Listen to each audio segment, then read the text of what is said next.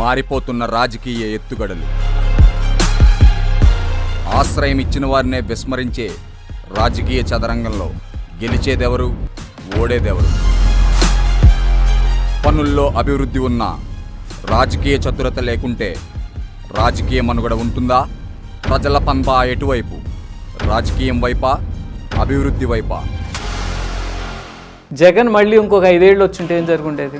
జగన్ మళ్ళీ 5 ఏళ్ళు వచ్చుంటే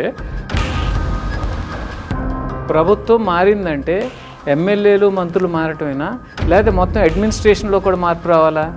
నీ పద్ధతి బాగాలేదు, నీ మీద రిపోర్ట్స్ బాగాలేవంటే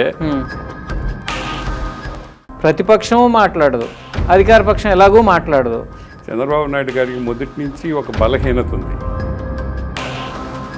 మాకు ఎదురు లేదు అనే తప్పులు చేస్తున్నారా తెలుగుదేశం ప్రభుత్వం? ఖచ్చితంగా 60,000 కోట్ల రూపాయలు అమరావతి కోసంగా తెచ్చిన అప్పులు ఏమైపోయినాయి?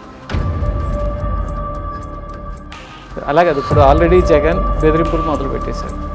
నేను వస్తున్న 2 ఏళ్లలో వచ్చినాక అందరినీ 2 నెలల్లో జైలుకి పంపిస్తా, ఇటువంటి స్టేట్మెంట్లు. జగన్కి పరిపాలన మీద ఏమాత్రం దృష్టి లేదు, ఆయనది విధ్వంసం మాత్రమే.